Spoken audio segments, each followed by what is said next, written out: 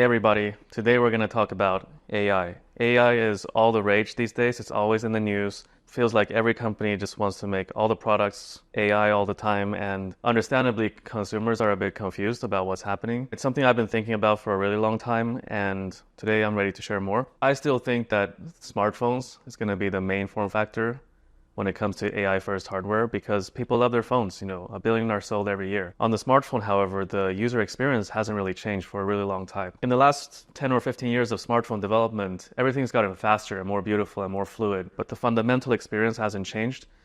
And what's really exciting about what's to come is that we're entering this post-app world, right? In the future, there will be no more apps.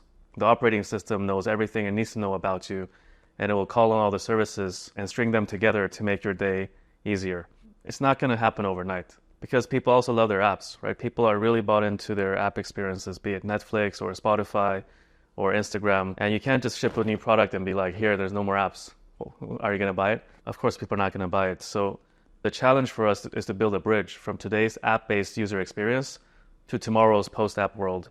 And we need to manage it in a really thoughtful way. And something I've been thinking about recently is Nintendo. They just want to create the most human and most fun experiences, and they're not in the same race as PlayStation and Xbox. So how can we be more like Nintendo? Just like how we wanted to make tech fun again, and we've been doing so through our product designs. I think in the next era of technological advancement, in the AI era, we should apply that same idea, right? How do we make it more fun? How do we make it more personalized? I think there's a lot of potential to make the experience way smarter, right? Like today, the different apps don't even talk to each other, but the device can potentially have all the information it needs about you to make the experience really seamless and smart. In the last 2 months, we started designing and building our AI experiences. It's still early days, it's still exploration, but we wanted to share with you. So I'm going to cut to the team in London to tell you more. We have been exploring ways of deeply integrating AI into the operating system to give every single person a highly personalized experience. For instance, here, we tried to reimagine the home screen.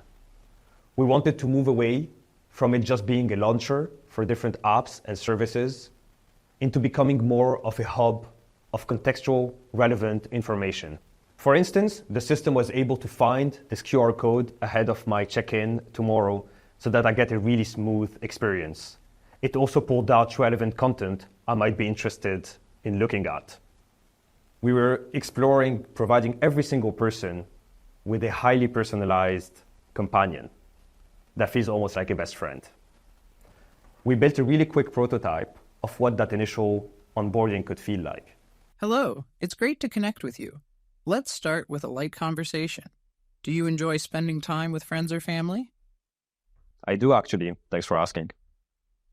That's great to hear. When you think about spending time with someone special, what qualities or characteristics do you imagine they would have?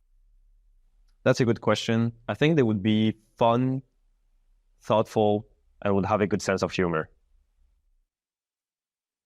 Hey Waleed, I'm happy to finally meet you. My name is Oliver. Hey Oliver, good to meet you too, man. How are you doing? Hey Waleed, I'm doing fantastic. Thanks for asking. How about you? Any exciting projects or plans on the horizon? We've all been playing internally with this prototype for the past week or so.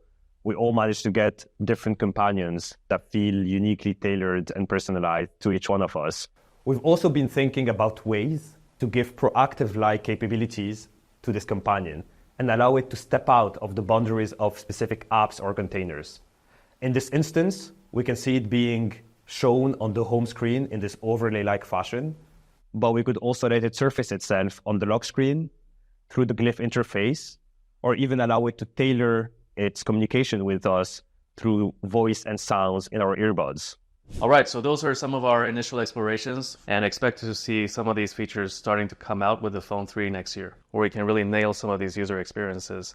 And recently I stumbled upon our initial vision film on YouTube, and some people have been asking like, hey, you promised to build a future with no barriers between people and technology, but all you've been doing for the last 3 years is build more beautiful tech products like earbuds and smartphones. How does that connect? We're in a pretty interesting time in our company history, right? We have those ambitions, but we just had to keep our heads down for the last 3.5 years, just building the basic blocks, building the basic capabilities to be able to take that next step.